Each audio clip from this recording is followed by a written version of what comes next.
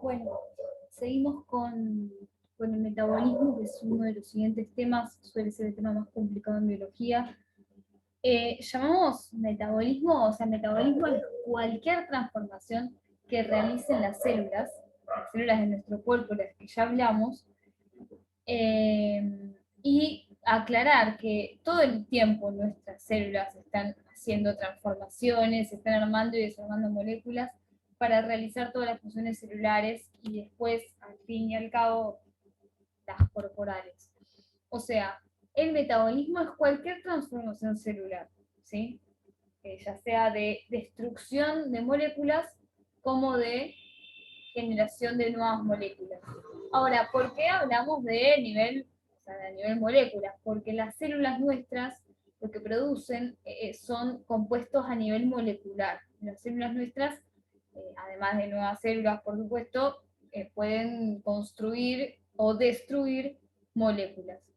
Entonces, lo que les puse yo acá es el metabolismo puede ser anabólico o catabólico. El metabolismo anabólico genera nuevas moléculas. Recuerden que las moléculas son conjuntos de átomos, ¿sí? Y que están, digamos, formadas por átomos que se unieron, y esta unión de átomos generalmente gasta energía. A ver, obviamente, para pegar algo necesito gastar energía. Y este es el caso del metabolismo anabólico o anabolismo. Y el metabolismo también puede ser catabólico. Y el metabolismo catabólico implica la destrucción de estas moléculas para ganar energía. Imagínense que el metabolismo catabólico sería el de despegar algo, y para despegar, o sea, algo pegado con la gotita, tengo que gastar energía, ¿sí? Entonces, pero la pregunta acá sería, ¿a qué le decimos energía? ¿Qué es la energía en sí? ¿Por qué digo gasto energía cuando genero nuevas moléculas y gano energía cuando destruyo moléculas? Entonces, es la energía de la cual la célula se alimenta, es gracias a un proceso que es el proceso de respiración celular, ¿sí? Ahora, ¿cómo respiración celular? No es que la respiración era solamente la que tenemos de los pulmones, no. Lo que nosotros hacemos con los pulmones es inhalar aire, y gracias a esa inhalación el oxígeno pasa a la sangre. Pero el oxígeno pasa a la sangre porque tiene que llegar a cada una de nuestras células de todo el cuerpo, ¿sí? ¿Por qué? Porque necesita ser parte del oxígeno de un proceso llamado respiración celular. La respiración celular es un proceso metabólico, ¿sí? Es un proceso metabólico que incluye un proceso catabólico, o sea, es un proceso de catabolismo. ¿Por qué? Porque lo que se hace durante la respiración celular es destruir moléculas para ganar energía, ¿sí? Lo que les decía antes, pero ¿qué significa ganar energía para la célula? Bueno, ganar energía para una célula significa,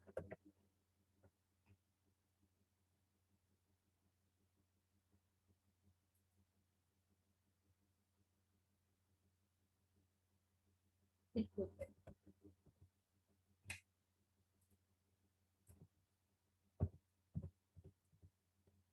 ganar energía para una célula significa generar una molécula que se llama ATP, ¿sí? Después vamos a hablar del ATP, pero lo que sí quiero que se queden es que la respiración celular es un proceso catabólico, o sea, que rompe moléculas, y las moléculas que rompe no son ni una más ni una menos que la molécula de glucosa, que es la molécula que nos alimenta. O sea, la glucosa es una molécula que obtenemos en la alimentación diaria, ¿sí? Es algo que el jugo este que tiene glucosa, ¿sí? O sea, yo me lo tomo y gracias a eso mis células pueden respirar, ¿se entiende? O sea, gracias a lo que comemos y a lo que respiramos es que se obtiene, digamos, energía. Eso tiene que quedar bien claro. El metabolismo de la respiración celular consiste en que la glucosa, cuando entra a las células, le ocurren una serie de procesos que generan energía, ¿sí? Además de energía, se genera dióxido de carbono y agua, que es lo que nosotros después al final exhalamos. ¿Sí? Nosotros chupamos aire y ese aire que agarramos es oxígeno con otros elementos y lo que devolvemos al ambiente es dióxido de carbono, ¿sí? O sea, esto es una transformación en el sentido de que yo estoy aspirando algo y estoy devolviendo otra cosa al ambiente. Por eso lo que hablábamos antes, el metabolismo es cualquier transformación que pueda hacer una célula. Y en ese sentido, una demostración de que existe el metabolismo es que cuando yo inhalo, aspiro más oxígeno, o sea, el aire tiene más oxígeno que cuando yo exhalo. Cuando yo exhalo, el aire tiene menos oxígeno y tiene dióxido de carbono, ¿sí? Y este dióxido de carbono se genera gracias a este proceso de respiración celular. Acá tiene un ejercicio para hacer de tarea. Es un videito que tiene que ver sobre el corredor Usain Bolt. Acá lo que les decía antes, el aire inhalado nuestro tiene muy poquito dióxido de carbono y el aire que exhalamos tiene muchísimo más dióxido. Es más, tiene 40 veces más dióxido de carbono de lo que inhalamos, por lo cual es un indicador de que ahí algo está pasando. No, 40 no, 400 veces más el aire exhalado de dióxido de carbono que el aire inhalado. O sea, acá hay una diferencia abismal de gases entre la inhalación y la exhalación. Y eso tiene que ver con la respiración celular. ¿Sí? Acá tenemos las preguntas las tienen en el archivo del ejercicio, que lo vamos a corregir en clase presencial. Y acá tenemos digamos, una imagen bastante dinámica de lo que significa el metabolismo. El metabolismo siempre va a necesitar lo mismo. Una entrada de nutrientes, ¿sí? Los nutrientes pueden ser el alimento nuestro, lo que nosotros consumimos como comida, o entrada de oxígeno, ¿no? Por vía pulmonar. Estos son nutrientes igual, aunque el oxígeno no se considere alimento, digamos, se considera así como una entrada de algo que tenemos que metabolizar, ¿sí? Entonces, cuando entran los nutrientes al cuerpo, pasan por un medio de transporte. En el caso de la vellosidad intestinal, lo que nosotros comemos, después en el intestino se absorbe, y lo que absorbemos se transporta por la sangre, ¿sí? En el caso de los pulmones que hacen pasar el oxígeno del exterior al interior del cuerpo, este oxígeno se reparte gracias al bombeo del corazón, que también es por la sangre, ¿sí? Entonces, una vez que hay comida y hay oxígeno, esta comida y este oxígeno van a llegar a todas las células del cuerpo y ahí van a metabolizarse, ¿sí? Cuando entran a la célula del cuerpo, a las células del cuerpo, el oxígeno y el alimento se utilizan para cumplir las funciones celulares, ¿sí? Y después se producen, por un lado, desechos y por otro lado, dióxido de carbono, que también es un desecho. Y los desechos de la vía gaseosa, o sea, el dióxido de carbono que se produjo, se va por el mismo alveolo pulmonar, se va por los pulmones, y los desechos que tienen que ver con lo físico y con el resto de nutrientes, tal vez que no sirvieron, o productos secundarios de las células, se van por los riñones a través de la orina, ¿sí? Entonces, acá es un esquema que está bueno tener en cuenta para entender cuál es el final, ¿no? Del metabolismo. O sea, lo que necesitamos nosotros es obtener energía para seguir cumpliendo nuestras funciones vitales. ¿Cómo vamos a obtener esa energía? Y por lo que comemos y por lo que respiramos. Entonces, para entender y para terminar de entender qué significa el metabolismo, para terminar de entender qué significan todas estas transformaciones que tenemos en las células, tenemos que saber que todas o casi todas las funciones de las células las hacen las proteínas. Y en realidad las enzimas. Y las enzimas, como dice el texto acá, son catalizadores biológicos. Un catalizador es un aumentador de la velocidad, ¿sí? O sea, la función que tienen los catalizadores es aumentar la velocidad. Son como un acelerador de reacciones químicas. Les repito, nosotros hablamos en biología de reacciones químicas porque las células, que son lo que nos constituye como seres vivos, funcionan gracias a reacciones químicas. Entonces nosotros vamos a tener que aprender las reacciones químicas que están incluidas en los procesos celulares para después entender los procesos corporales, ¿sí? Esto lo aclaro porque a veces es medio difícil ir a un nivel tan chiquito. Las moléculas no se ven, pero son parte de lo que explica cómo funcionan las células. Entonces lo tenemos que aprender, ¿sí? En fin, como les decía, las enzimas, que generalmente son proteínas, tienen como objetivo acelerar las reacciones químicas que ocurran en el cuerpo.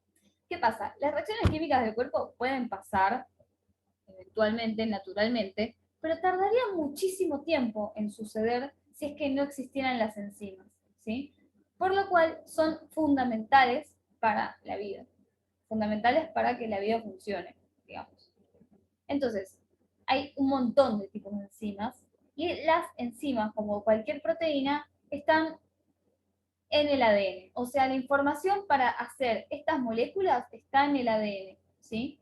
Porque en el ADN está toda la información para hacer una proteína. Y como la mayoría de las enzimas son proteínas, entonces el ADN tiene la información para fabricar estos aumentadores de velocidad.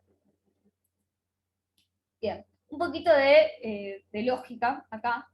Voy a intentar dibujarles cómo más o menos funcionaría. Acá tenemos una enzima. Que es acuérdense que una enzima es una proteína. Acuérdense que este símbolo significa proteína, ¿sí? Una enzima es una proteína, o generalmente suelen ser proteínas, que lo que hace es aceptar distintos componentes de distintas moléculas que van a estar dentro de la célula, los acepta. Fíjense que digamos, esta figura verde y estas figuras violetas entran en la enzima, ¿sí? Fíjense que tienen la misma forma, por lo cual hay una especificidad de las enzimas. O sea, lo primero que podríamos sacar de estos esquemas es que las enzimas son específicas.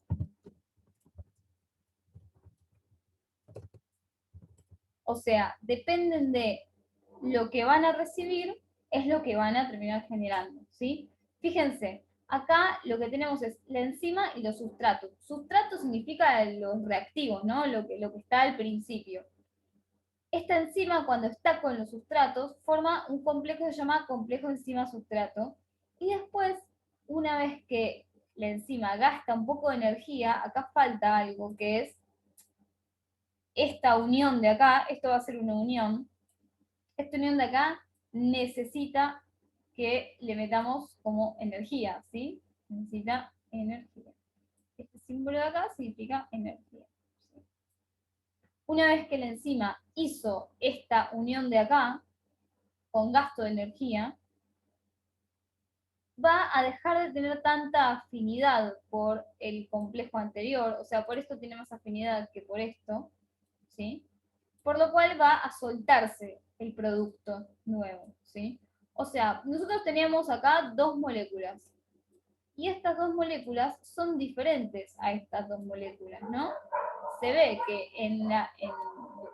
antes de que la enzima actuara, las dos moléculas violetas estaban juntas, y después de que la enzima actuó, esta molécula violeta está sola, y esta molécula violeta está con la molécula verde, ¿sí? Entonces, esto es lo básico para entender cómo es que estas reacciones funcionan. La enzima se va a reciclar, porque la enzima siempre va a ser la misma, ¿sí? Acá la enzima no cambió. Lo que cambia son los productos y los reactivos, ¿sí? Lo que estaba antes y lo que está después. La enzima es reciclable, ¿sí? El signito de reciclaje me salió muy feo. Pero la enzima siempre vuelve al mismo lugar porque siempre es igual. Es igual acá, es igual acá, es igual acá, ¿sí? Tienen la misma forma. Y es por eso que son tan importantes, porque son elementos que están adentro de nuestras células que se reciclan todo el tiempo y que sirven para hacer funciones específicas. Entonces, ¿cómo es que estas moléculas se pegan? ¿Cómo es que estas moléculas se separan? ¿Por qué gastan energía? ¿Por qué ganan energía? Esto tiene que ver con las reacciones químicas. Entonces, en todas las células, en absolutamente todas las células, lo que les decía es que se producen reacciones químicas, porque la célula habla en idioma químico, ¿sí? Si bien nuestro cuerpo está hecho de montón de cosas y nosotros somos mucho más complejos que nuestras células solas, no tenemos que olvidar que estamos hechos de células. Entonces, todo se puede llegar a explicar a nivel celular, ¿sí? Si alguien tiene alguna enfermedad o algo por el estilo, seguramente hay una falla en alguna de las células del cuerpo o en un conjunto de células del cuerpo. Si una persona que tiene falla hepática es porque le están fallando las células del hígado, no es por otra cosa, ¿sí? Como conjunto le están fallando, pero al fin y al cabo, cada una de las células del hígado está funcionando mal. Por lo cual, tenemos que aprender cuáles son las reacciones químicas que están involucradas en los procesos celulares, ¿sí? Las principales reacciones químicas que están involucradas en estos procesos se llaman de oxidorreducción o reacciones redox, ¿sí? Entonces, un pequeño resumen y tal vez repaso de la secundaria, que desde un punto de vista exclusivamente químico, la oxidación es la pérdida de electrones, ¿sí? O sea, acá, como este dibujo lo dice, en la oxidación un átomo pierde un electrón. ¿Se acuerdan, no? De la estructura de los átomos, que teníamos un centro que era positivo y una nube de electrones que era negativa. Bueno, estos electrones que están en esta nube se pueden compartir con otros átomos o con otras moléculas. Imagínense que que siempre adentro de las moléculas van a estar formadas por átomos, entonces las interacciones moleculares tienen que ver con las interacciones atómicas, ¿sí? Por lo cual, les comento que, como decía antes, la oxidación, el átomo pierde un electrón. O sea, acá, fíjense en este primer átomo, en el que estoy marcando ahora, que acá hay un electrón que falta, ¿vieron? Bien, este electrón que falta acá, en realidad lo está teniendo otro átomo, que es este, ¿sí? Por lo cual, siempre que un átomo pierde un electrón, tiene que haber un átomo que gane un electrón, ¿sí? Este electrón no puede quedar en el aire, no puede quedar acá, el electrón, ¿sí?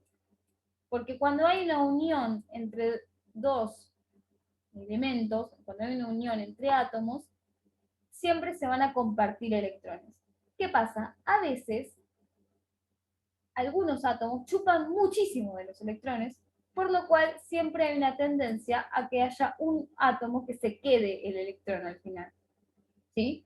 Y esto se llama reacción de óxido-reducción. ¿Por qué? O reacción redox, de reducción-oxidación. Siempre que haya una oxidación va a haber una reducción, es inevitable, porque siempre que alguien pierda un electrón, otro elemento, otro átomo le va a tener que ganar. No se puede quedar el electrón dando vueltas, insisto, no se puede quedar el electrón que este ganó dando vueltas, ¿sí? Si uno perdió un electrón, hay otro átomo que lo tiene, ese electrón, ¿sí? Entonces, como decía en este texto, de este modo la oxidación siempre se acompaña de la reducción de un aceptor de electrones. ¿Qué significa aceptor de electrones? En este caso, este átomo es el aceptor de electrones, ¿sí? Este que está acá. ¿Por qué? Porque justamente el electrón que a este le falta, este se lo quedó, lo aceptó, ¿sí? Este principio de oxidación y reducción aplica para sistemas bioquímicos y es muy importante porque fundamenta mucho entendimiento en la biología celular. O sea, los procesos de las células dependen exclusivamente o casi exclusivamente de este tipo de reacciones. De las reacciones en las cuales un electrón se va para otro átomo y no vuelve, ¿sí? Esta es la diferencia con las otras moléculas. La mayoría de las moléculas comparten los electrones, pero hay algunas moléculas que no. Hay algunas moléculas que sus átomos internos chupan demasiado de los electrones y quedan con una carga específica. ¿Por qué quedan con carga? Porque acuérdense que los electrones son carga negativa, ¿sí? Y esta carga negativa, le voy a poner acá entre paréntesis un signo de menos, queda acá, en los que están reducidos. ¿Por qué? Porque ganaron una carga negativa. Es como sumar un menos uno, ¿sí? Si yo sumo un menos uno, obtengo una carga negativa, ¿sí? Y la oxidación siempre me van a quedar moléculas o átomos con carga positiva. ¿Por qué? Porque acá perdimos una carga negativa. Es como decir menos menos 1, ¿sí? Por lo cual, acá me queda un signo de más. Menos por menos es más. Entonces, la oxidación siempre va a generar cargas positivas y la reducción siempre va a generar cargas negativas, ¿sí? De moléculas o de átomos, dependiendo a qué nivel estemos. Generalmente a nivel celular hablamos de moléculas que quedan con carga negativa o moléculas que quedan con cargas positivas. Bien.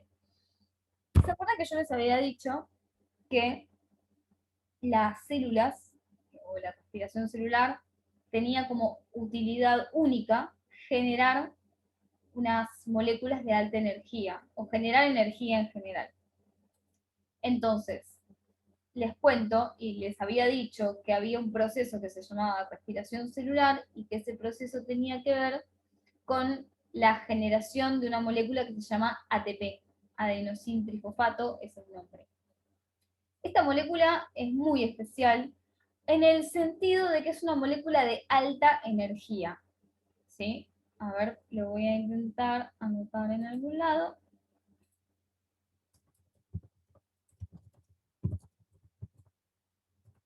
¿Qué significa que el ATP sea una molécula de alta energía? Nos preguntaríamos, ¿no? Bueno, el ATP es una molécula de alta energía porque para unirla o para separarla se necesita mucha energía. Esta energía se mide en kilojoules por mol y es una medida estándar de medición de energía. No sé si se dieron cuenta que tiene una conversión a kilocalorías por mol. Mol es un número de medición químico, digamos, no viene al caso. Pero no sé si saben, las kilocalorías o las calorías están en todos los paquetes de golosinas, ¿sí? O sea, esto es algo bastante común, la kilocaloría como medición de energía, ¿sí? Por lo cual, esta molécula, la adenosín-trifosfato, el ATP, digamos, tiene una particularidad y es de formar uniones de alta energía. Por eso es una molécula de alta energía. Ahora, las uniones de alta energía que tienen son estas, las que marco acá.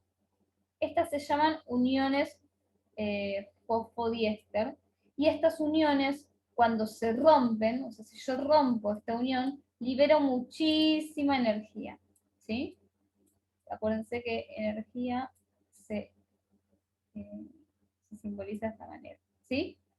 Cuando yo rompo alguna de estas uniones fosfodiéster, obtengo muchísima energía. ¿Por qué? Porque fíjense que acá hay un montón de cargas negativas dando vueltas, y estas cargas negativas no son nada más y nada menos que una representación de la cantidad de energía que puede llegar a tener una molécula. O sea, acá cuando yo tengo toda esta carga negativa y yo la rompo y después obtengo menos carga negativa, ¡oh sorpresa!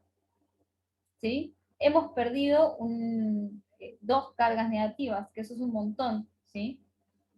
Por lo cual, la conversión del ATP, que es adenosín trifosfato, fosfato porque cada una de estas partes se llama fosfato y tiene 3 fosfatos, se convierte en ADP, que es adenosín difosfato, o sea que en vez de 3 tiene 2. Esta ruptura que tuvo acá que sufrir la molécula de ATP libera mucha energía, ¿sí? Acá dice, la conversión de ATP en ADP, como se ilustra, produce alrededor de 7,3 kilocalorías por mol de ATP. Esta es la fuente de energía para una amplia variedad de procesos, tanto en plantas como en animales. ¿Qué significa esto? Cuando yo rompo esta molécula, obtengo energía química, ¿sí? Y esa energía química puede lograr muchísimos procesos celulares, ¿sí? Esto es lo principal y lo más importante. Acá tenemos un esquema de cómo se produce molecularmente el ATP, ¿sí? Que esto lo vamos a ver después en la respiración celular. Y acá lo que les quise como demostrar es, fíjense que esto que es de hidrólisis del ATP, o sea, la ruptura del ATP, de ATP a ADP, o sea, sí, de ATP a ADP, se producen 7,3 kilocalorías por mol. Y 7,3 kilocalorías por mol, quiero que sepan, que es como un décimo de una barra de cereal. Y esto estamos hablando a nivel celular. O sea, esto pasa en una célula, no pasa en una barra de cereal. La barra de cereal está hecha de cosas más grandes que una célula. ¿Sí? O sea, es mucha energía para una unión. ¿Sí? Es muchísima, muchísima energía. Necesito que se queden con esta concepción. ¿Sí? Bien.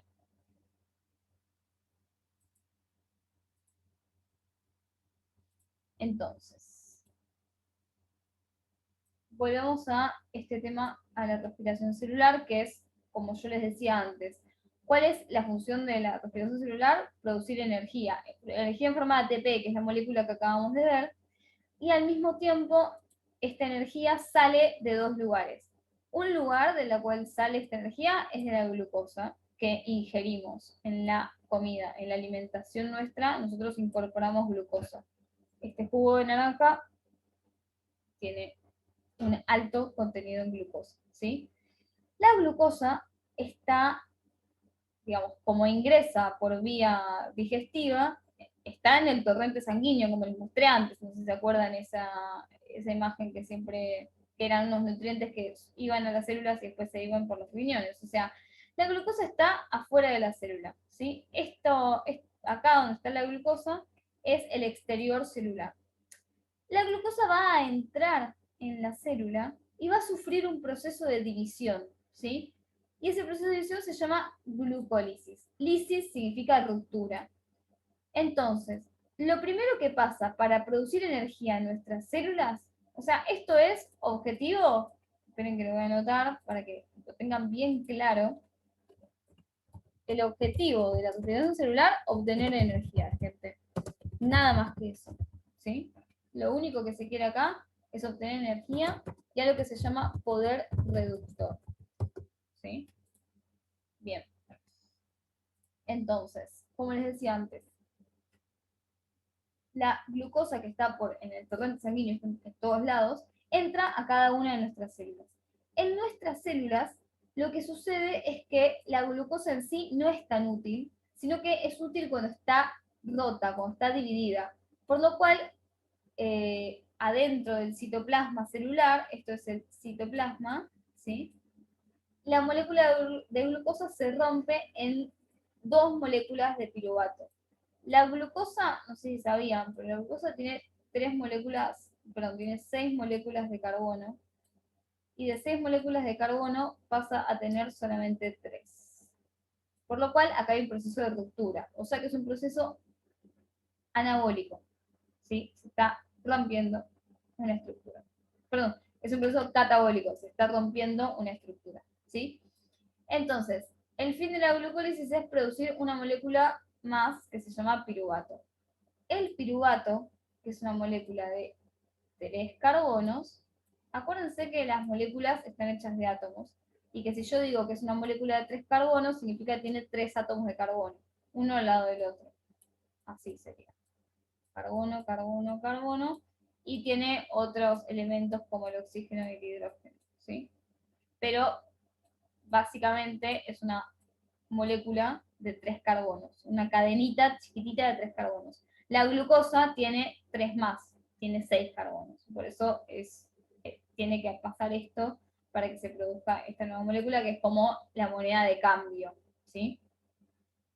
En la glucólisis ocurren dos cosas. Por un lado se produce ATP, porque hay mucha energía contenida en las uniones de carbonos, o sea, cuando yo rompo esta molécula también va a salir energía, y esa energía se usa para producir ATP. Ahora, esperen, ¿cómo se produce el ATP?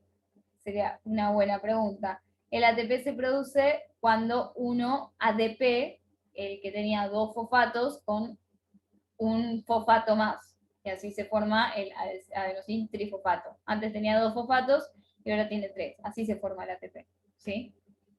Eh, entonces, la glucólisis por un lado produce moléculas de ATP y por otro lado ocurre algo que es algo bastante interesante, que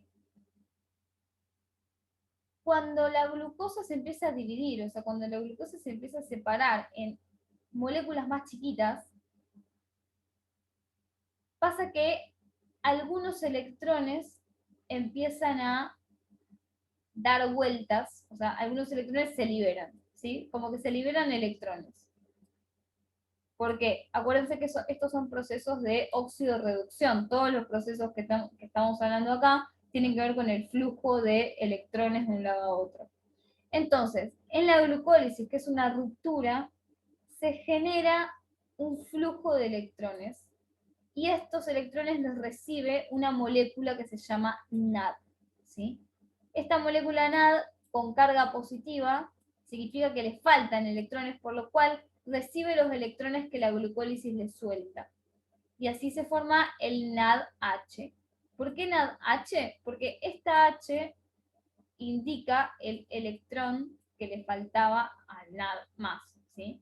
O sea, en vez de ser NAD más, NAD menos, es NAD más, NADH. Acá el NADH tiene un electrón más, eso es lo importante. Y este NADH significa que tiene un electrón que le sobra, ¿sí? Ahora, es lo que yo les dije, ¿cuál es el objetivo de la respiración celular? Obtener energía, acá, en forma de ATP, y obtener poder reductor, acá, en forma de NADH. ¿Por qué el NADH tiene poder reductor? Y porque le sobra un electrón, ¿sí?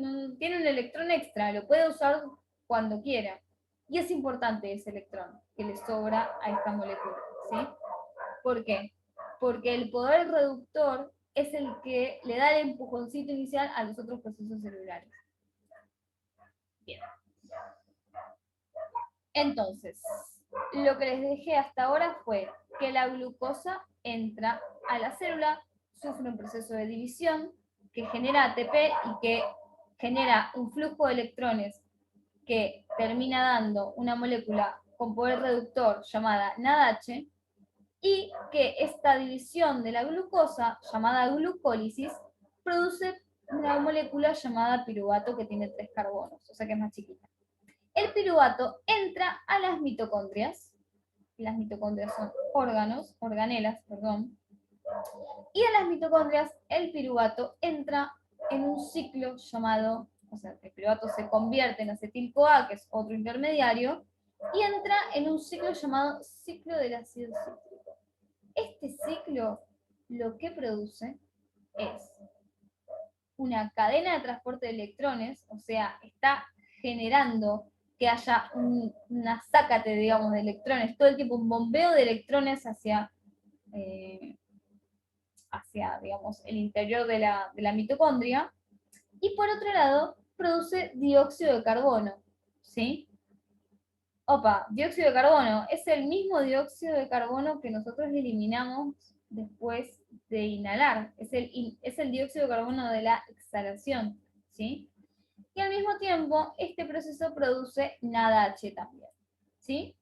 O sea, el NADH, esta molécula que es la que recibe los electrones que sobran, es muy importante, porque, ahora lo vamos a ver, tiene un papel fundamental en esto que se llama cadena de transporte de electrones, ¿sí?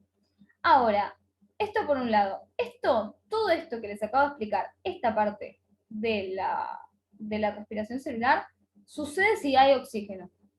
O sea, esto es con oxígeno presente, como dice acá. Ahora, si no hay oxígeno, eso puede pasar, por ejemplo, cuando hacemos ejercicio, no le llega el oxígeno a todas nuestras células, el piruvato va a un camino que se llama camino de la fermentación. Y en la fermentación, el NADH que se forma se gasta, ¿sí? Y esta fermentación produce lactato o ácido láctico que se empieza a acumular afuera de las células, porque la célula no puede almacenar un ácido como el ácido láctico, y eso es lo que nos duele después de hacer ejercicio. O sea, cuando ustedes hacen ejercicio, después de no hacer nada por mucho tiempo, lo que les va a pasar es que les van a empezar a doler los músculos. Y la gente les va a decir, ay, se te acumuló líquido. Bueno, ese líquido que se acumula se llama ácido láctico y es lo que se produce cuando no llega la cantidad suficiente de oxígeno a cada una de las células para que hagan la respiración celular, que vendría a ser todo esto. ¿sí? Todo esto es respiración celular. Y esto también es, digamos, y esto también es respiración celular. Pasa que acá hay una respiración que no tiene oxígeno, y acá una respiración que sí tiene oxígeno. Entonces, esta es, digamos, es la que estamos acostumbrados, o la que estamos más acostumbrados, porque la idea es que siempre haya oxígeno. La fermentación, que no es un tipo de respiración, sino que se llama fermentación, es un proceso que no puede durar todo el tiempo, que las células no pueden estar todo el tiempo haciendo fermentación. Por eso necesitamos oxígeno, no nos podemos quedar sin oxígeno, ¿sí? Así que, bueno, esto es básicamente cómo funciona esto de obtener energía para las células, ¿sí? Acá tenemos el ATP. Fíjense que en este proceso, por alguna razón extraña, se produce muchísimo ATP, ¿sí? En este proceso de la mitocondria, y ahí lo voy a explicar. Y también se forma dióxido de carbono y agua, que es lo que exhalamos. Bueno, acá un resumen de cómo es la glucólisis. La idea es que no... La idea no es que ustedes aprendan la glucólisis, así como los pasos ni nada por el estilo, pero sí la idea es que vean que al principio de la glucólisis, o sea, la parte inicial de la glucólisis, que es la molécula de glucosa entera, fíjense que tiene 6 carbonos. Los carbonos son átomos, los átomos grises son los carbonos, tiene 1, 2, 3, 4, 5 y 6, y que después el producto final, o sea, si nosotros seguimos estas flechas, vamos a ver que el producto final son 2 moléculas de piruvato, 1, 2, 3 carbonos, ¿sí? Por lo cual acá hay una disminución, ¿sí?, de la cantidad de carbonos, y esto tiene que ver con cómo maneja la célula sus intermediarios. Y por otro lado, estas uniones iniciales, que eran 6 y ahora pasan a ser 3, cuando se rompe esta molécula en 3 de un lado, 3 del otro, por ejemplo, se produce bastante energía y sobre todo poder reductor, ¿sí? Porque acá, ¿qué pasa? Lo que en realidad está pasando acá es que cada vez empieza a haber más oxidación en el proceso de la glucosa, pasando a piruvato y pasando después a dióxido de carbono, ¿sí? La glucosa al principio tiene, fíjense, bastantes electrones dando vueltas. Los electrones son la cantidad de hidrógenos. Y después, fíjense que tiene menos electrones unidos a los oxígenos, ¿sí? Y eso es un proceso de oxidación. O sea, en realidad la glucólisis es un proceso de oxidación, por eso le dice el título, oxidaciones biológicas, la glucólisis. Acá lo que le está pasando a la glucosa es que empezó a perder electrones. Y esos electrones que está perdiendo los está recuperando otra molécula que se llama NAD+, ¿sí? Por eso justamente la idea de, idea no, digamos, el objetivo de la respiración celular, por la cual empieza con la glucólisis. El primer paso de la respiración celular es la glucólisis, porque necesitamos producir piruvato, porque sin piruvato no hay nada que entre a la mitocondria, ¿sí? Es generar energía, por un lado, en forma de ATP, y por otro lado, generar poder reductor, ¿sí? Ahora vamos a ver por qué es tan importante el poder reductor. Bien. Esto es una pequeña explicación de qué pasa en la membrana de la mitocondria. Recuerden lo siguiente. Primero vamos a esta diapositiva, después vamos a la segunda. ¿Qué pasa? Entra la glucosa la vamos a poner así, GLC significa glucosa. Entra la glucosa a la célula, que está acá, por ejemplo, y la glucosa se convierte en piruvato, ¿no? ¿Estábamos de acuerdo? Eso se llama glucólisis. Vamos a ponerle piru. El piruvato entra a la mitocondria y entra a un ciclo que se llama ciclo de Krebs. Ese ciclo de Krebs o ciclo del ácido cítrico produce dióxido de carbono, que es el que se va a ir, o sea, es el que terminamos exhalando. O sea, los carbonos de la glucosa, que eran 6 carbonos, terminan siendo 6 moléculas de dióxido de carbono. o sea, acá también hay 6 carbonos, pero están más oxidados, ¿sí? Más oxidados porque tienen menos electrones dando vueltas, y la oxidación se llama oxidación no casualmente, sino porque también tiene que ver con la ganancia de la cantidad de oxígeno que tengan estos carbonos. Oxidación, oxígeno, sí, suena bastante. Entonces, fíjense, por un lado tenemos una disminución de la cantidad de carbonos de la glucosa hasta que llega a ser dióxido de carbono, y esto se va por el aire, ¿sí? Por el aire que exhalamos. Por otro lado, esto genera muchísimo por el reductor, o sea, genera esta molécula llamada NADH, ¿sí? El NADH. El NADH se genera en la mitocondria y también durante la glucólisis, pero se genera bastante acá en la mitocondria. Este NADH es muy útil. ¿Por qué? Porque este electrón que recibió el NAD, que antes era NAD+, y pasó a ser NADH, ¿sí? Va a entrar en una cadena que se llama cadena de transporte de electrones mitocondriales, ¿sí? ¿Por qué transporte de electrones? Acuérdense, estos son procesos de oxidación y de reducción. Lo que pasó con la glucosa es que se le quitaron todos los electrones, y todos los electrones de la glucosa, por eso después termina siendo dióxido de carbono, que no tiene ningún electrón suelto, digamos, es que esos electrones terminaron acá en esta cadenita de transporte de electrones, mediados por esta molécula llamada NADH, ¿sí? O sea, el NAD en realidad es un transportador, ¿sí? Sirve para transportar.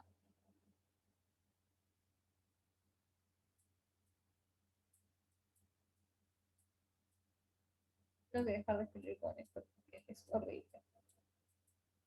Bien, transporta. No voy a volver a escribir con este lapicito. El NADH, como les decía, transporta, y transporta electrones, ¿sí? Transporta cargas negativas, ¿sí? Bien, el NADH entra a esta cadena de transporte de electrones, y fíjense, el NADH acá tenía un electrón, y este electrón entró acá y se fue. Ya está. Como este electrón se va, queda una carga positiva de NAD+, ¿sí? Y esta molécula NAD+, va a volver a el ciclo de Krebs para volver a cargarse de ese electrón que perdió, ¿sí? Entonces, ¿qué pasa con estos electrones? ¿Por qué es necesario que entren en una cadena de transporte que encima no está en cualquier lado? Fíjense, ¿dónde está esta cadena? Está en una membrana, y la membrana es una de las membranas interiores de la mitocondria. O sea, la glucosa tuvo que pasar no una, sino dos membranas, perdón, la glucosa no, el piruvato tuvo que pasar desde dentro de la célula la membrana externa y la membrana interna de la mitocondria para transformarse en dióxido de carbono que se va por el torrente sanguíneo para producir poder reductor en forma de NADH para que un electrón se ceda a una cadena que está en el espacio, digamos, en una de las membranas, en la membrana interior de la mitocondria, ¿sí? Vuelvo a repetir.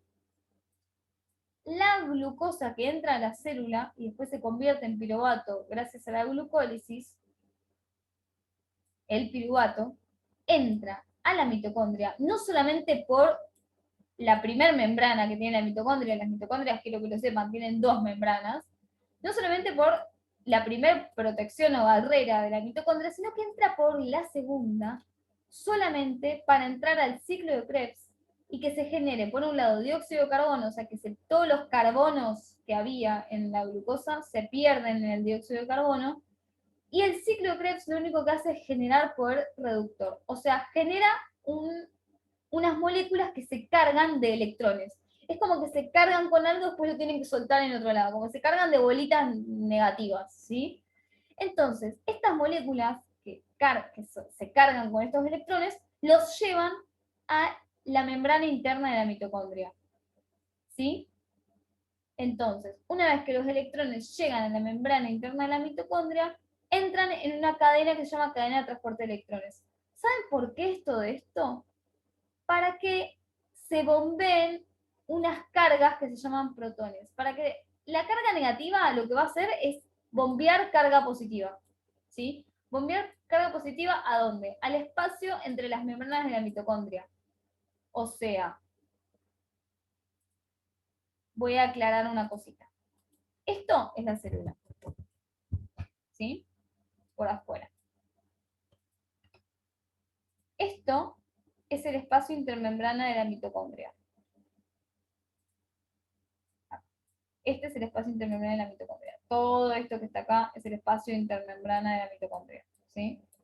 O sea, acá hay una membrana y acá hay otra membrana, ¿sí? Son parecidas a las membranas de las células, o sea, la célula es todo esto que envuelve a la mitocondria, porque la mitocondria es una organela, ¿sí? De la célula. Acá está el afuera, ¿sí? El exterior, ¿sí? Entonces, acá tenemos que ubicarnos. Este dibujo tan grande es chiquitito comparado con la célula. La célula es mucho más grande que las mitocondrias, ¿sí? Nada, esto era para aclarar un poquito las escalas.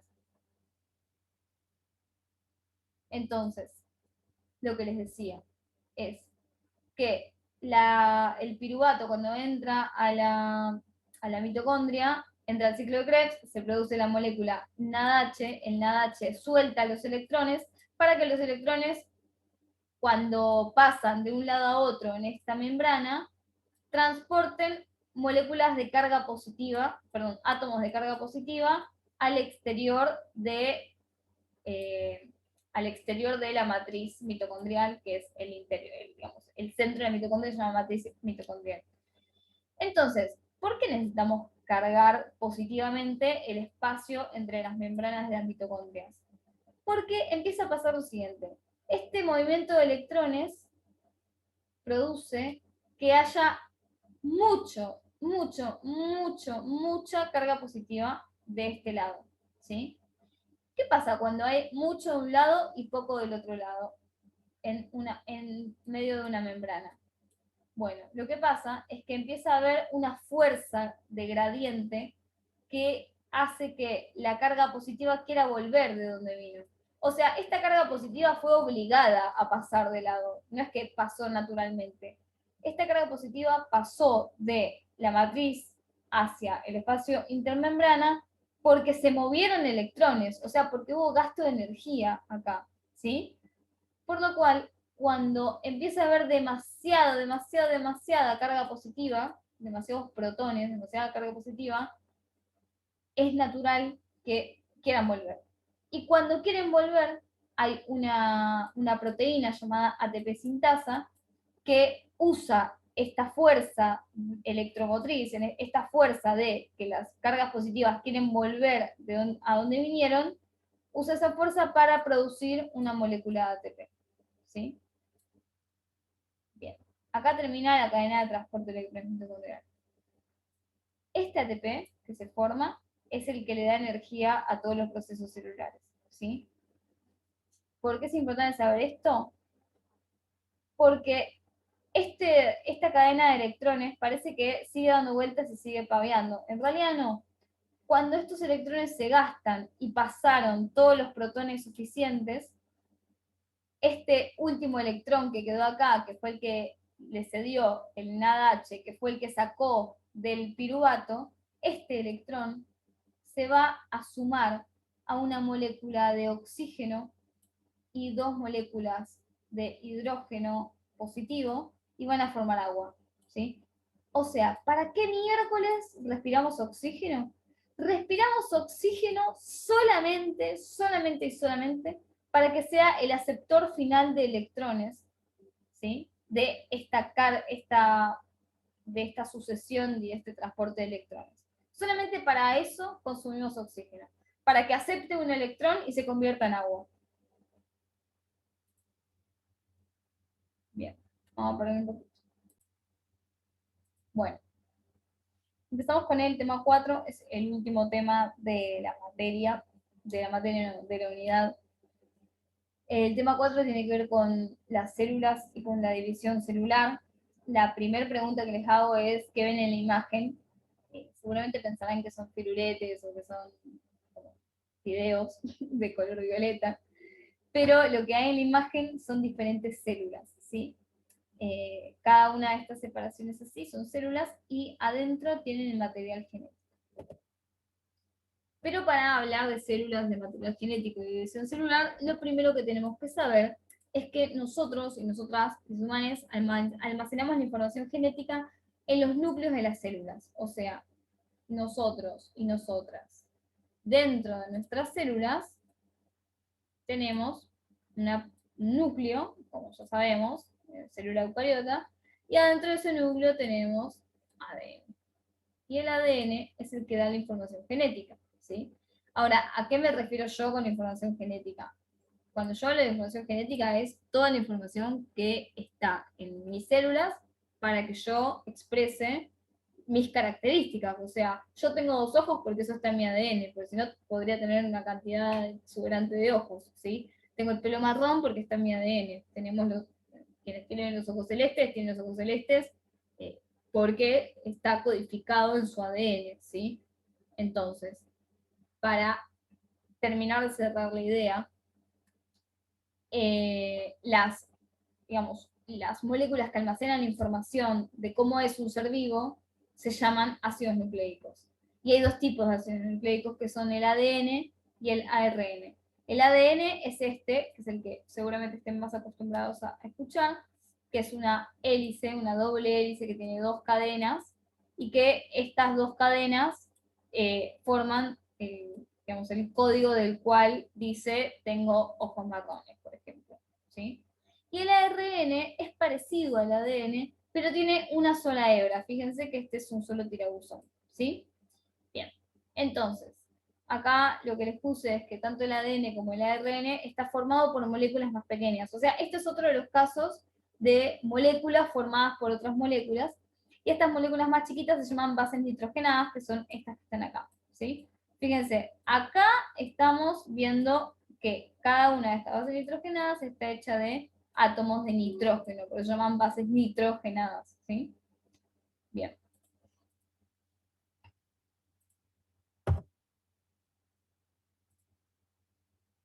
Bien. Acá repasamos un poquito el temita de que adentro de nuestras células tenemos un núcleo y adentro del núcleo es que está el ADN. Fíjense, estos filuletes que ven por acá son el ADN. Y el núcleo está rodeado, o sea, fuera de la membrana nuclear, el núcleo está protegido por una membrana, como la membrana celular, pero se llama membrana nuclear, que lo que hace es proteger la información genética. Obviamente que la información que, digamos, nuestra información está muy protegida, porque necesita estar protegida, ¿sí? Porque si no estaríamos siempre mutando. Entonces la idea de encerrar el ADN en una capsulita tiene que ver y se relaciona con esto de proteger la información genética, ¿sí? Entonces, alrededor del núcleo, que parece un acorazado básicamente, tenemos el retículo endoplásmico que tiene mucho que ver con la producción de proteínas, ¿sí? Les cuento acá que hay varias maneras de que el ADN esté dentro de la célula. Fíjense, ¿no? El ADN es una molécula así y puede enrollarse sobre sí mismo para estar más compacto. Ahora vamos a ver por qué. Entonces, hay que saber lo siguiente, y es que el ADN, que es una molécula, como yo les dije antes, formada de distintas moléculas, hecha de distintas moléculas, cuando estamos nosotros viviendo vida normal, las células están en una fase normal que se llama interfase, que no tienen que duplicarse, el ADN está todo suelto.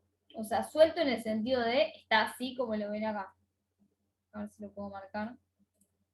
Cuando estamos nosotros en interfase, o sea, cuando nosotros no tenemos que reproducir, cuando nuestras células no se tienen que duplicar, cuando no se tienen que dividir, el ADN está tal cual, está así. Está en su forma de doble cadena, de doble hebra. Pero cuando las células se tienen que dividir, o sea, cuando de una célula tienen que salir 2, el ADN se empieza a enrollar sobre sí mismo gracias a unas proteínas que se llaman histonas. Acá en este dibujo lo ven muy bien. El ADN generalmente está así, de este paréntesis rojo que les hice. Pero si se tiene que dividir la célula, se empieza a organizar de esta manera y estas histonas se empiezan a enrollar como racimos de uvas y eso se vuelve a enrollar sobre sí mismo, y eso es lo que termina formando los cromosomas, ¿sí? Que son estructuras especiales que solamente se ven en la división celular. Ahora, ¿cuál es el objetivo de ver la división celular del ciclo celular? Y las células se dividen, ¿sí? O sea, nosotros no somos una sola célula, nosotros somos organismos multicelulares. Y cuando nos lastimamos, por ejemplo, o cuando a alguien le pasa, no sé, tiene un problema en algún órgano o se lastima o tiene escaras, por ejemplo, en la piel, lo que va a empezar a suceder es que las células dañadas se vuelven se recuperan porque otras células se duplican, ¿sí? Por ejemplo, si yo me lastimara superficialmente la cara, dentro de unos días no tendría ni cicatriz ni nada, porque las células de la piel de la cara estarían regenerándose y la regeneración celular es súper importante en los procesos biológicos y más que todo en los procesos de enfermería, ¿sí? En los procesos de salud. Entonces, tenemos que saber cómo es que estas células se duplican, ¿sí? Cuando la célula no se está duplicando, se le dice que la célula está en interfase. Pero cuando la célula se empieza a duplicar, hablamos de una fase mitótica o fase meiótica, ¿sí? La fase de división, que podríamos decir también.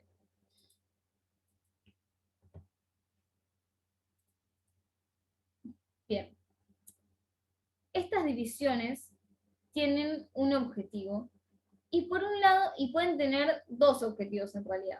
Por un lado, hay un tipo de división que se llama división mitótica o mitosis, que el objetivo es producir dos células hijas iguales, ¿sí? O sea, en la mitosis lo que va a pasar es que las células hijas son iguales a la célula madre,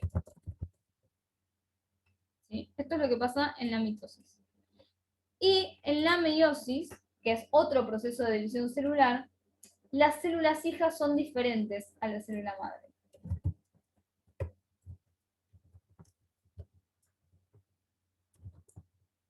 ¿Sí?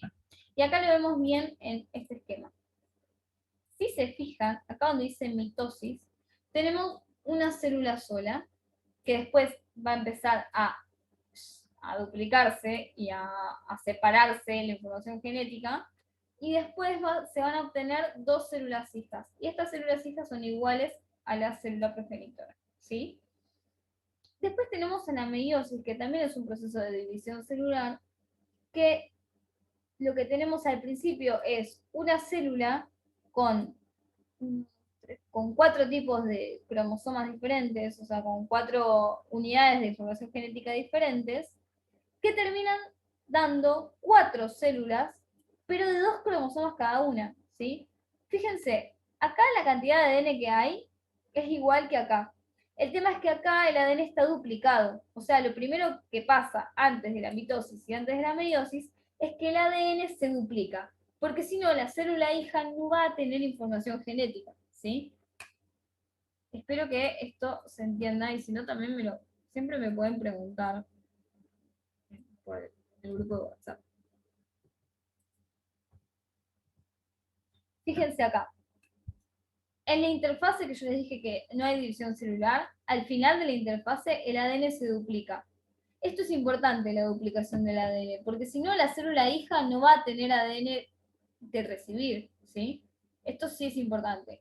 Yo digo ADN, ADN, ADN, acuérdense que el ADN es la molécula que lleva la información genética, como digamos, la tarjeta SIM del celular, o sea, es donde está toda la información, donde está toda la información de cómo va a ser un ser vivo, está en el ADN. Entonces es importante que antes de que una célula se parta en dos, que se duplique la cantidad de información que tiene, ¿sí? Entonces, como les decía antes, la mitosis tiene como objetivo generar dos células iguales, y la meiosis tiene como objetivo generar células que tengan la mitad de la información genética. Y la meiosis es un tipo de división celular bastante especial, porque ¿por qué me sirve tener la mitad de la información genética? ¿No me serviría tener todo y ya? No. La meiosis tiene que ver con la reproducción sexual, ¿sí? R con esto, reproducción sexual. ¿Por qué la meiosis tiene que ver con la reproducción sexual? Y porque nosotros no somos solamente parecidos a mamá o a papá, somos parecidos a mamá y a papá, ¿sí? Entonces, la mitad de la información nuestra genética fue aportada por uno de nuestros padres y y la otra mitad de la información genética fue aportada por otro de nuestros padres, ¿sí? Si alguno de mis papás tiene ojos celestes, es probable que yo también tenga ojos celestes, aunque el otro padre tenga ojos marrones. Y eso tiene que ver con la herencia, tiene que ver con los genes que tenemos, ¿sí? Por lo cual, ¿para qué serviría la meiosis? Y la meiosis es la que asegura que siempre haya la misma cantidad de ADN, porque si nosotros nos reprodujéramos y las células que fueran las primeras dos células que se unen, el óvulo y el espermatozoide, tuvieran la misma cantidad de ADN que las células del resto de mi cuerpo, entonces mis hijos tendrían el doble de ADN que yo, y los hijos de mis hijos tendrían el cuádruple de ADN que yo. Por lo cual eso biológicamente no es favorable y no es posible. Entonces, para los individuos, para los organismos como los humanos, que nos reproducimos mediante la reproducción sexual, o sea, que haya células que aporta el padre y información genética que aporta la madre, y que eso se junte, como en el caso del óvulo y el espermatozoide, se necesita que se produzcan estas células, o que el óvulo y que el espermatozoide tengan la mitad del material genético, porque si no nuestros hijos tienen el doble del material genético que nosotros, ¿sí? Eh, por lo cual la meiosis es exclusiva para la reproducción sexual. O sea, solamente se da si hay reproducción sexual. Si hay un bicho que no se reproduzca por reproducción sexual, va a reproducirse mediante mitosis, no por meiosis. Bien. Ahora, estos tipos de divisiones tienen un orden, y ese orden tiene que ver con cómo se ordena el material genético durante el proceso de división celular. Ahora, repito, yo tengo una célula, ¿sí? Con su núcleo y con su ADN adentro, ¿sí? Yo quiero que esta célula, o sea, en realidad el cuerpo necesita que haya más células. Por ejemplo, el crecimiento. Cuando los niños crecen adultos, no es que las células de los niños siempre son la misma cantidad y se empiezan a elongar, sino que los niños duplican su cantidad de células, ¿sí? Entonces imagínense un chico en fase de crecimiento y esta es una célula de ese niño. Entonces, ¿qué pasa? Primero hay que duplicar el ADN, o sea, tenemos que tener el doble de ADN. Después, esta célula tiene que repartir el ADN entre las dos células nuevas, ¿sí? O sea, de acá, de esta sola, se van a formar dos. Bueno, ¿cómo se forman estas dos? Tienen que tener la misma cantidad de material genético, porque si no, si una no tiene material genético, entonces no nos va a servir, ¿sí? Por lo cual, para que esto suceda, para que haya dos células hijas exactamente iguales a la célula madre, lo que tendría que pasar, perdón, lo que tendría que pasar es que primero se duplique el ADN. Después, el núcleo, o sea, la membrana nuclear, se va a ir desapareciendo, tiene que desaparecer, y esa parte se llama prófase, ¿sí? ¿Qué pasa? Acá tenemos un dibujo mucho más agraciado que el mío. Ven que acá están los cromosomas, que los cromosomas no son, el cromosoma que está acá, digamos, esquematizado como una X, es ADN, ¿sí? Pasa que es ADN muy condensado. ¿Por qué? Porque nos conviene tener el material genético ordenado cuando la célula se va a partir en dos, ¿sí? Porque si está todo suelto, se me enrieda, se me rompe y no tengo, es imposible que se genere una célula hija con un ADN roto, ¿sí? Por lo cual, los cromosomas son una manera de que el ADN se organice y se compacte mucho para que no se rompa. Bien. Voy a agarrar estos dibujos feos. Como ven acá en esta célula de abajo, lo que está pasando acá es que la envoltura nuclear, el núcleo se empieza a desarmar y el ADN se supercondensa. Antes estaba todo laxo y ahora se condensa, ¿sí? Se ven estructuras bien diferenciadas en esta fase, como acá. Fíjense, acá están los cromosomas todos condensados y acá la membrana nuclear se empieza a separar.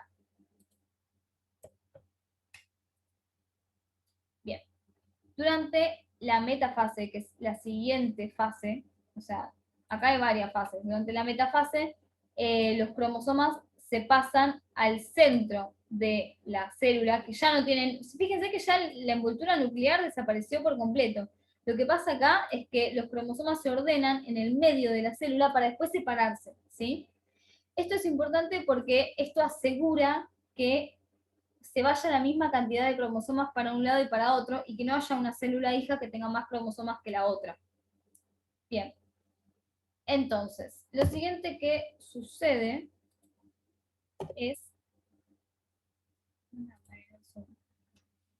la anafase. Y en la anafase lo que sucede es que se tira de la mitad de los cromosomas de un lado y de la mitad de los cromosomas del otro lado, asegurándose que la misma cantidad de cromosomas vaya de cada lado de las células hijas que van a ser nuevas, ¿sí?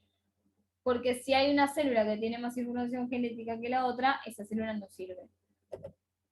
Y después tenemos la telofase, que es que se vuelve a formar esta envoltura nuclear, el ADN se empieza a descondensar todo y se forman las nuevas organelas. Ahora, las organelas que ya existían se dividen en dos y después se producen nuevas, ¿sí? Pero fíjense que antes había una célula y ahora hay dos, entonces las dos células hijas son un toque más chiquitas hasta que después vuelvan a crecer, ¿sí? Y estas dos nuevas células, cuando se dividen, se terminan de dividir, el proceso se llama citocinesis. Entonces acá tenemos un repasito de mitosis, que lo que primero pasa es que las células están en interfase, o sea que no están dividiéndose. Cuando entran en división celular, fíjense que el núcleo desaparece y que acá hay unas estructuras que se llaman cinetocoros, y estos cinetocoros lo que hacen es como lanzar estos brazos mecánicos, entre comillas, que se llevan que son los que se van a llevar los cromosomas de un lado o del otro. Entonces, lo que pasa en la interfase es que el ADN se duplica y después en la profase el ADN se condensa y los cinetocoros empiezan a actuar en la organización de los cromosomas.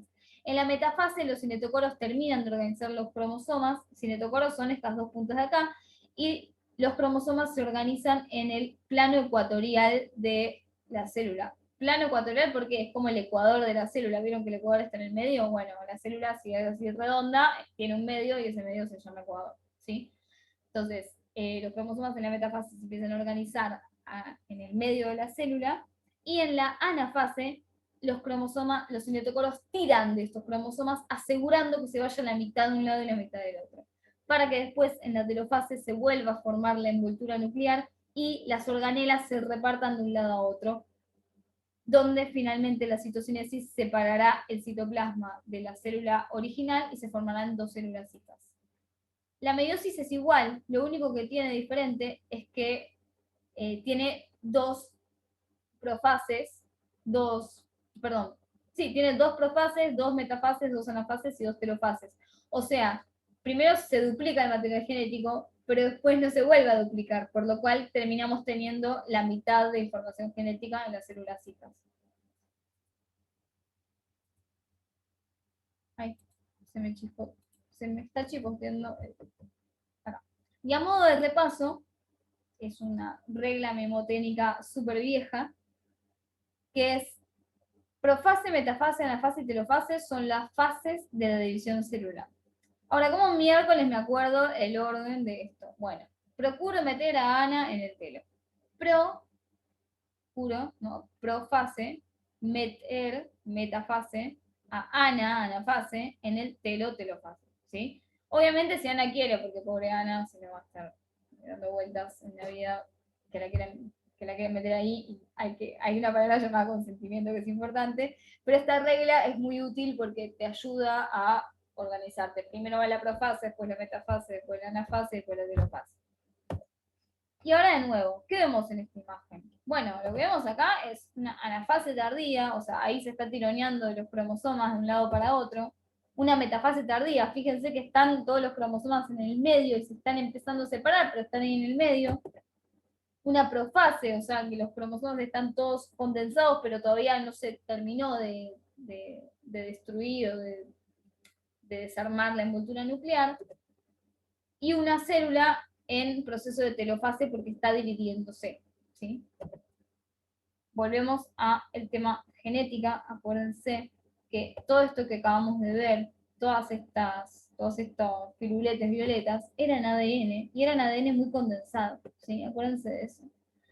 Bien, les voy a dejar, en vez de explicar esto, les voy a dejar un video de estructura del ADN para que vean, y que si tienen dudas me avisan y yo les grabo esta parte. Pero me parece que no va a tener sentido porque el video está mucho mejor explicado que el PowerPoint, y es mejor que vean el video. Así que acá termina la unidad número 1. Cualquier duda que tengan, por favor, avísenme por el grupo, porque tenemos grupos y está bueno que avisen. Yo sé que es mucha información de todas maneras, pero la idea es que pregunten todo lo que quieran porque yo estoy disponible para preguntas. Así que mando un beso y ojalá que esto no haya sido un martirio.